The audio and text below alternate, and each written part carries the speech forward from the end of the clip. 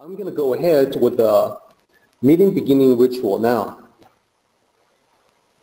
起立，面向佛堂，参加先鞠躬，一鞠躬，再鞠躬，三鞠躬，参加各位的传世一鞠躬，开班一鞠躬，请坐下。Please be seated. And welcome to the online Tao study group. It's an overcast but beautiful fall day in scenic Indianapolis, Indiana, right smack in the heart of the U.S. Midwest. And it is becoming apparent that the seasons are changing. I enjoy watching the seasons change. It kind of reminds us that change is really the only constant in lives. And there is a certain beauty to fall and winter, although I have to confess that spring is my favorite season. To me, winter always seems so desolate after a while here. But everything's cyclical, and so on we go.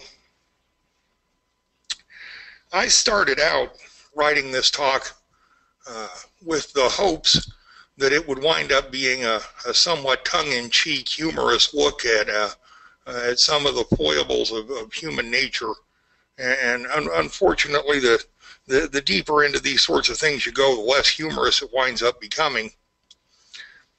But that notwithstanding, I still really felt a huge need to talk about some things that I just plain don't understand. Hence the title for the talk. For instance, you ever notice when you're driving that nobody on the road drives better than you do? I know that's true for me. I get behind the wheel of a car and everybody else in the known universe is either a moron or an idiot. I'm quite sure that's entirely due to their inability to operate a motor vehicle. It can't possibly have anything to do with me. That's a relatively common phenomena. Yeah, so my slides don't want to advance. There we go. The technology isn't even going to cooperate this morning. Okay. Road rage is one of those things I don't understand. I truly don't. I don't understand why the person behind me has to pass me in a line of 200 cars to advance 25 feet to the red light that's in front of both of us. I don't understand that. I don't understand why the person sitting next to me at the traffic light has to accelerate so that he gets across the intersection a half second before I do. I don't recall us having been at the starting line at Indianapolis Raceway Park getting ready to do the quarter mile, and I drive a Toyota minivan anyway. It's not like I'm running 6 seconds in the quarter. It takes me, a minute and a half. But I get there comfortably. I've seen on the news instances where people have intentionally caused accidents, where they've caused collisions with other vehicles simply because one driver was all pushed out of shape at another driver, where they've run other vehicles off the road or run into their cars or flipped them over or spun them out. I absolutely don't understand that. And now the latest extension of that is air rage. I saw this on the news the other day. It's becoming a thing all over the friendly skies. So let's see, you're with 250, 300 of your closest friends 6.5 miles up in a long metal tube. And because the guy in front of you puts his seat back, whether you wanted to do dental work or not, it becomes an excuse to have a fight on board the aircraft. No good can come out of that situation. The instigator is going to get subdued. The aircraft may get diverted. I wonder if the guy that starts the fight has to pay for putting the aircraft on the ground and taking it off again. And I wonder how much that costs. How bad does your day have to be for you to get so aggravated with another person that you'll go after them in an airplane full of people when everybody on board the aircraft is already worried about somebody flying it into a building or blowing it out of the sky? I don't understand that. I don't understand the need for petty competition and rivalry between people, the race across the intersection, if you will, the need to step on somebody else to elevate ourselves 6 inches. I watch people lie, cheat, and steal on an almost daily basis to try to garner favor with management and claw their way up that corporate ladder another couple of feet. And in my observation, that behavior never works. People know when they're being manipulated. They know when somebody's trying to play them for a sucker, and yet people do it every day. It's an unceasing kind of play of drama, if you will, at every water cooler in every business that I've ever been in. Just like the ever-popular secret corporate love affair, which is neither love nor secret.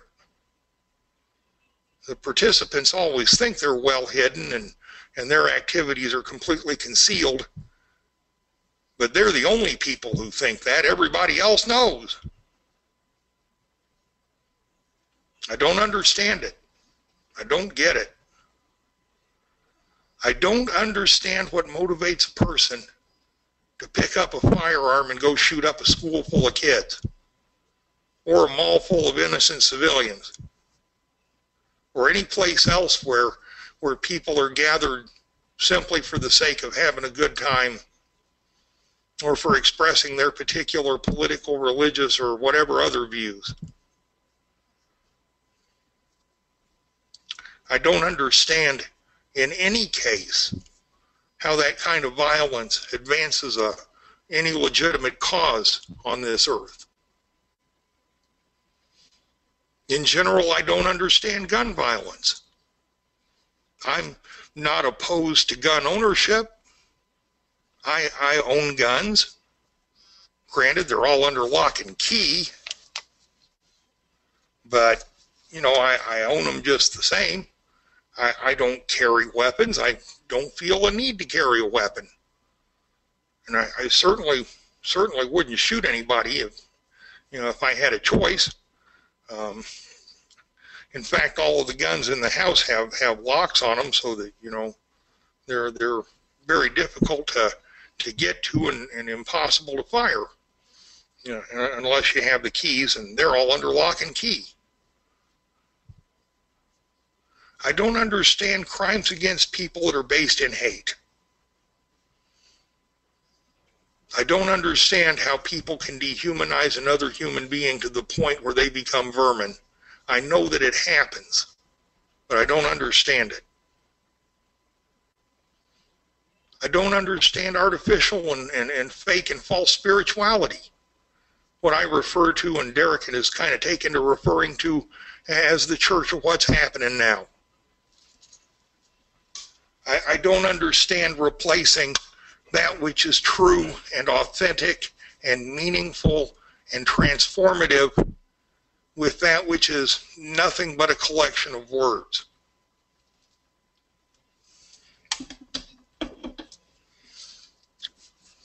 It may be easier at some level to do that, but what does it get us? What does a person gain by participating in that? I don't understand. I don't understand the misuse of our legal system for the sake of prosecuting frivolous and meaningless litigation, or for turning the legal system into an avenue to earn profit at the expense of others. I don't understand the pressure that people place upon themselves to do or be or think or act the way they think another person or group of people demands that they be. I've never been able to do that in my life. Maybe I'm just plain weird.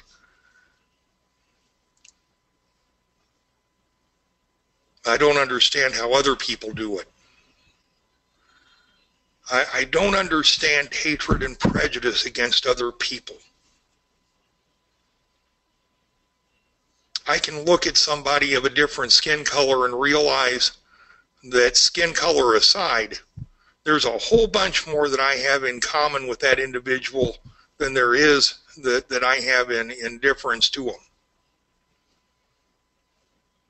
It's not like the black guy that I'm looking at across the street has 3 legs or 2 heads, or came from Venus or something. He just happens to be genetically somewhat different than myself. But where it matters, he and I are largely identical. And in the heart and in the mind, the only thing that separates us is the environment and upbringing we endured. I don't understand the exploitation of the weak by the strong. I don't understand genocide or blood diamonds. I don't understand child soldiers or the oppression of those who already are under the weight of crushing poverty and want, simply because somebody has the strength to oppress them further. No matter where it occurs or how. I don't get it. I don't understand a level of greed on the behalf of governments, corporations, or individuals that allows them to place profit before planet and money before people. We've spent generations industrializing this planet while concurrently destroying everything it has to give us.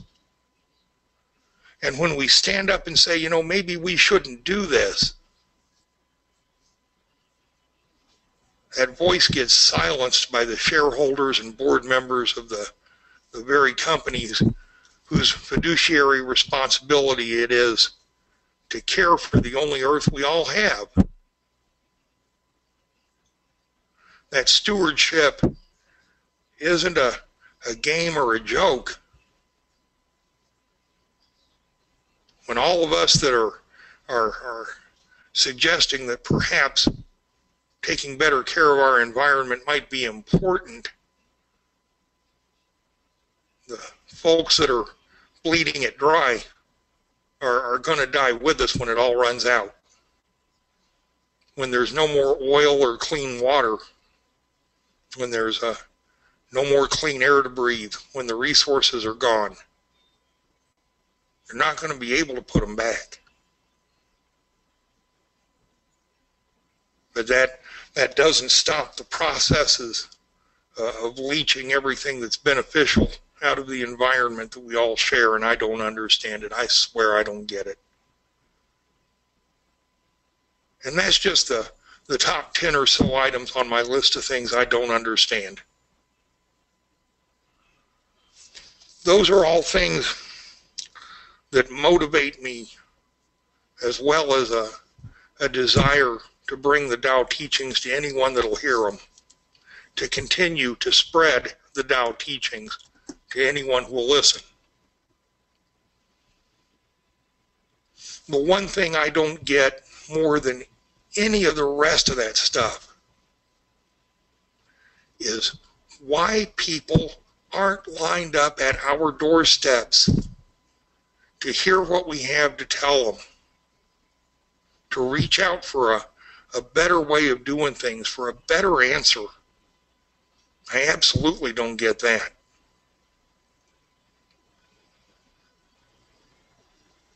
The process of karmic affinity works, but you know, I'd like to think that people in their millions would flock to our doorsteps to participate in this way of inclusion and tolerance and forbearance and caring for where we live and what we do and how we do it. But they don't. People are perfectly content to kick back in their living rooms and ignore what's going on right outside the front door. And that's a travesty. If ever there were a need for the message that we teach here to be heard, if ever there were a need for the Igwandao and our philosophy and the way that we suggest might be a better alternative to the way we're living now, this is the time and this is the place. And it's never been more pressing.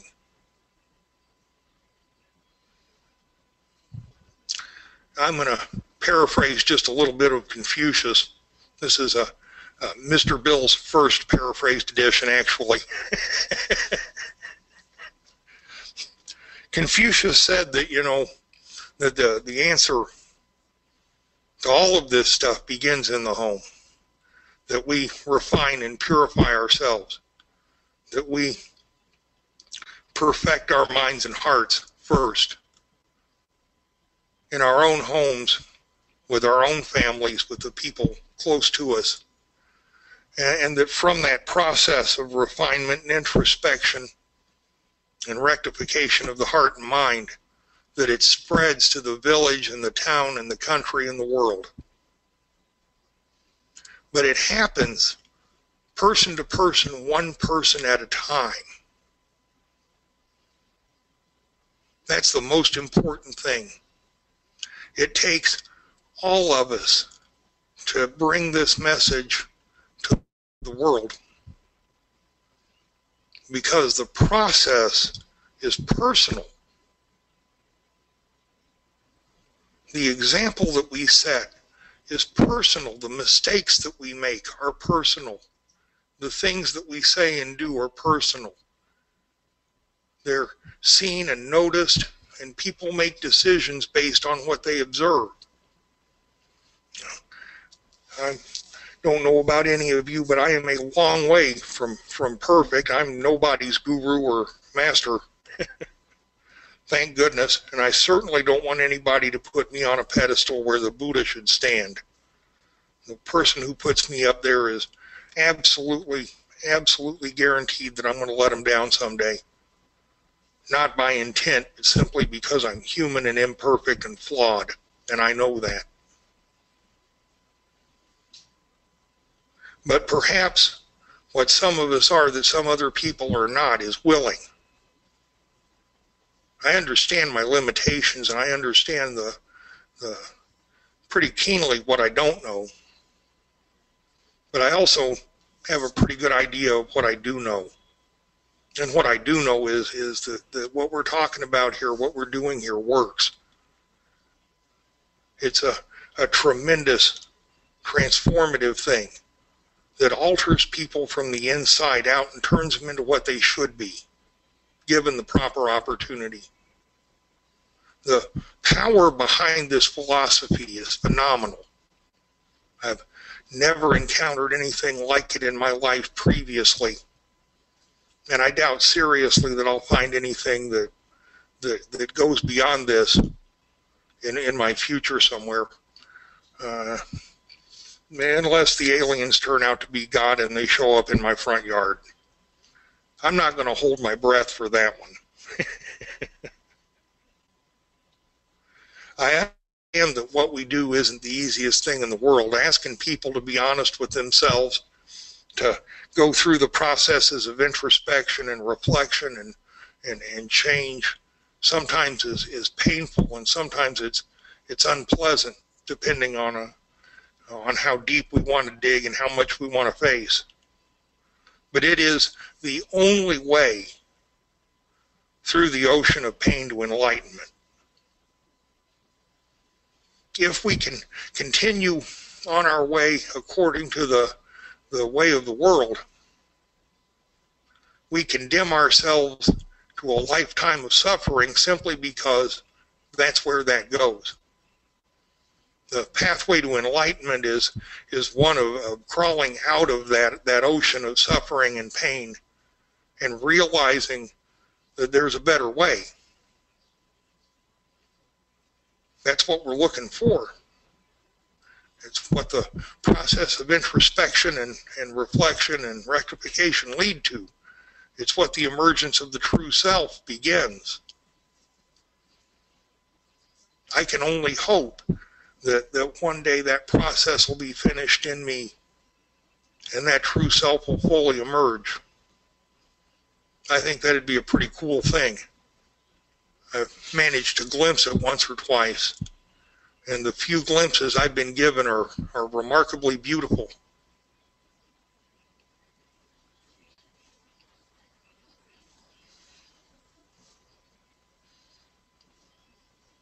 I think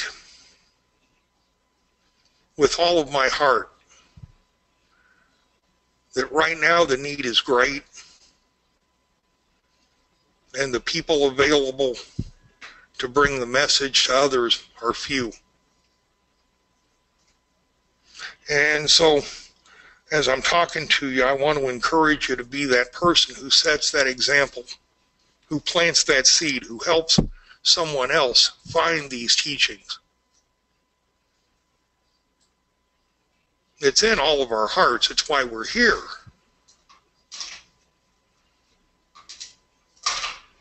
But I'd like to ask you all to be mindful that there are hearts where it hasn't been planted yet because they haven't heard it.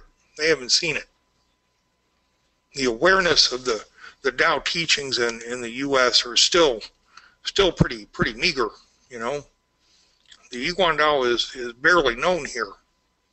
And the Taoist philosophies are, well, not well understood and perhaps even less well published, with the exception of the ubiquitous Church of What's Happening Now, which seems to have a corner on the market for Far Eastern mysticism and keyword proficiency.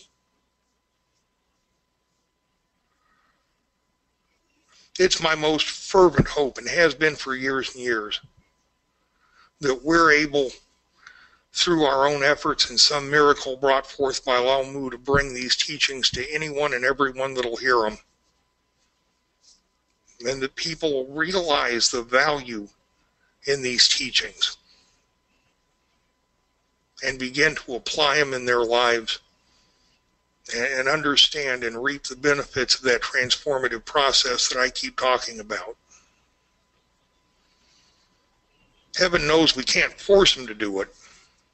And even if we could, that wouldn't be appropriate. But I think everybody deserves a chance. And I hope you'll all join me in trying to bring that opportunity to as many people as we can touch.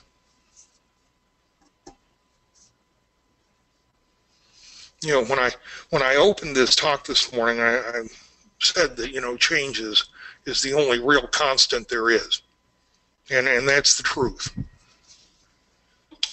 The other thing that's implied in that statement is that change is the only constant.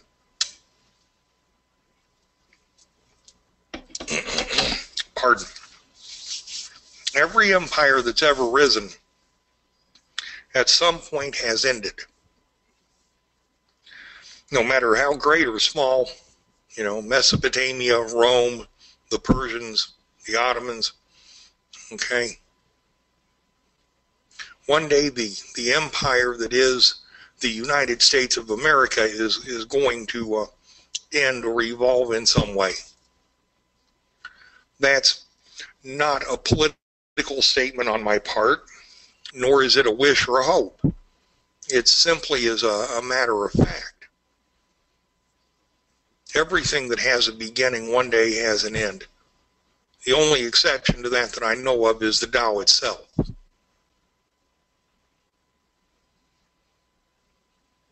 Before the Roman Empire ended,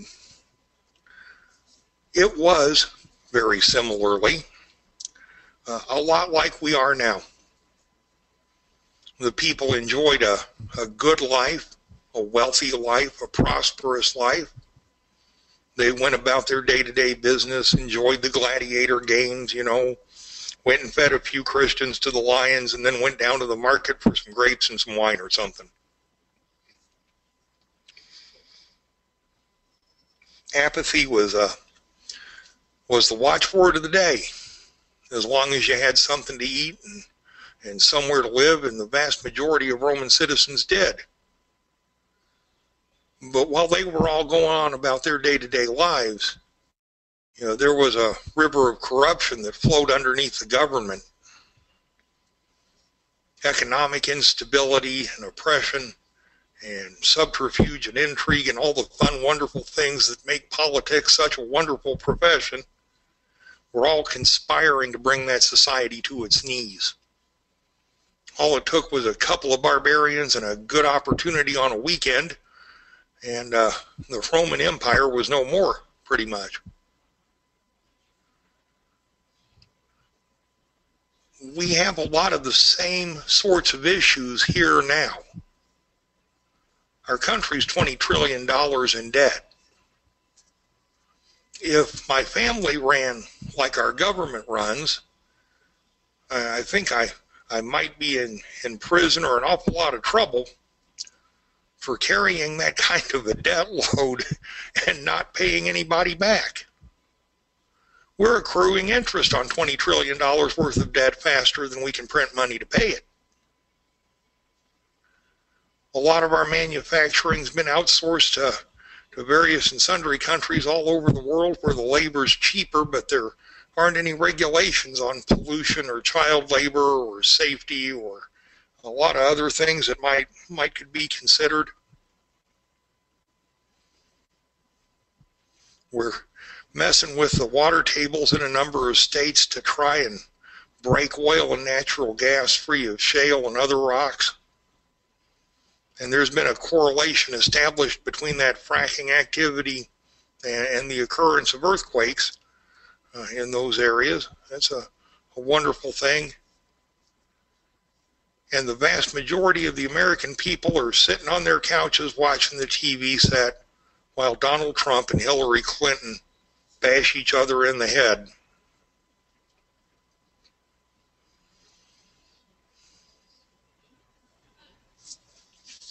It's a sad commentary on our society and on the state of our affairs. That's where we are. And the only way to make it better is for those of us that have a conscience in the matter to stand up and say something about it. I don't know if it's fixable or not at this point. But I got to wonder, yet one more thing I don't understand, how we got to the point where somebody like Donald Trump is actually a serious contender for the presidency of the United States.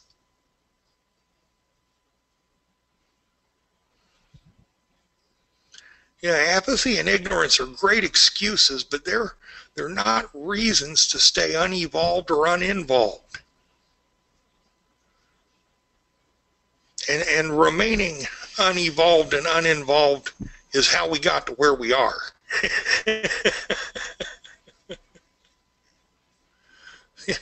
So, yeah, I'm hoping, well, first of all, I'm hoping that, periodically through this talk, somebody's had a reason to perhaps chuckle a little bit. But I also hope the seriousness of the situation is not lost in the humor.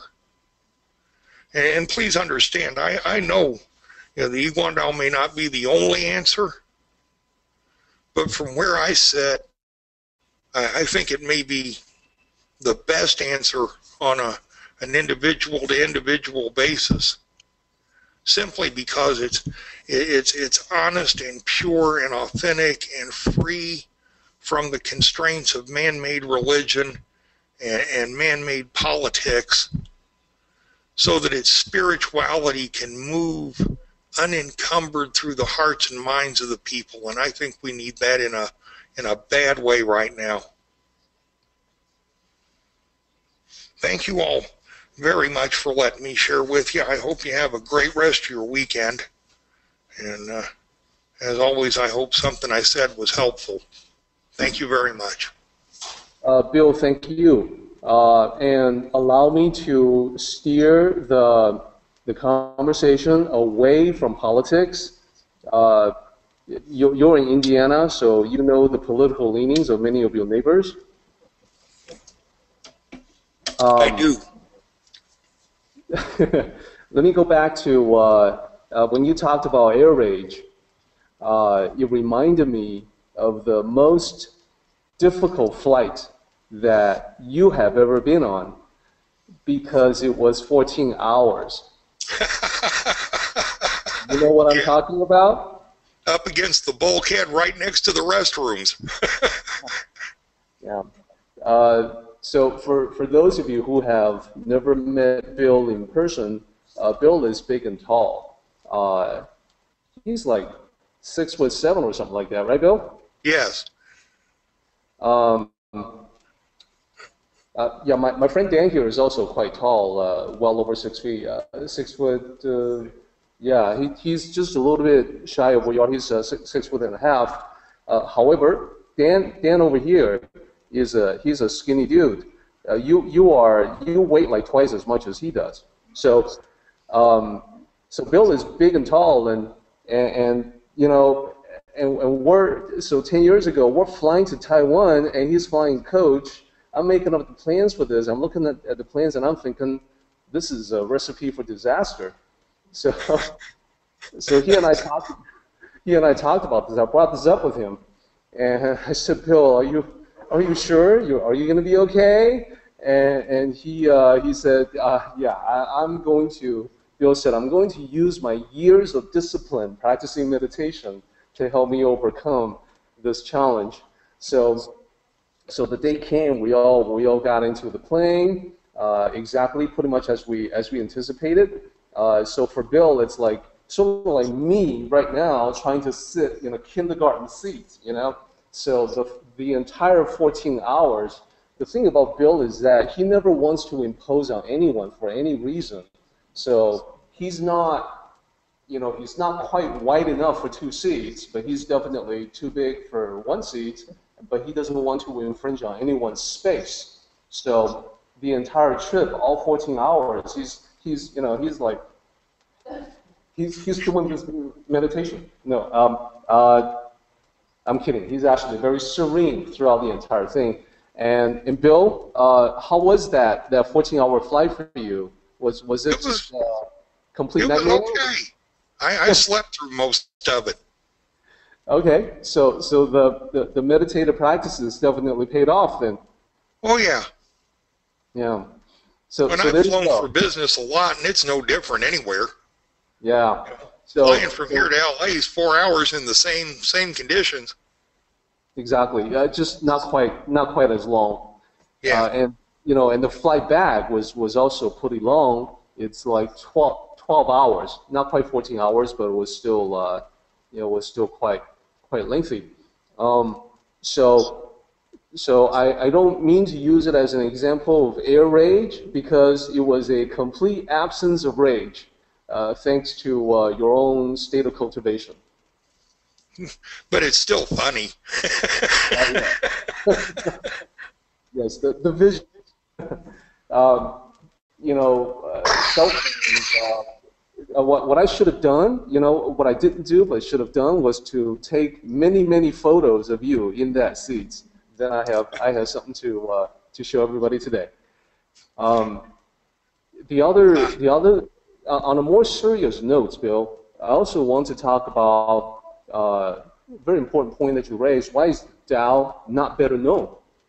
So, you know, good point, good question. I have to admit that I feel comfortable and cozy with the small group of people that we do have, because I like it when I can get to know everyone on an individual personal basis. I can just imagine if this was like a mega church, then, you know, that's kind of out the window. There's going to be a lot of people that I don't know and stuff like that.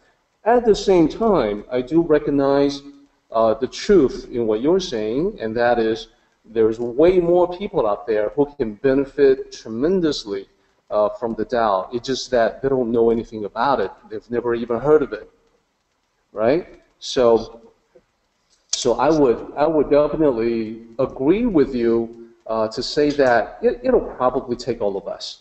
We haven't actually gone to the point, to the tipping point, I should say, where suddenly it takes off and goes viral and stuff like that. It'll probably take all of us to make the Tao better known. So I would welcome any ideas, any suggestions. We're all a bunch of volunteers, and maybe there's something that you would want to volunteer for.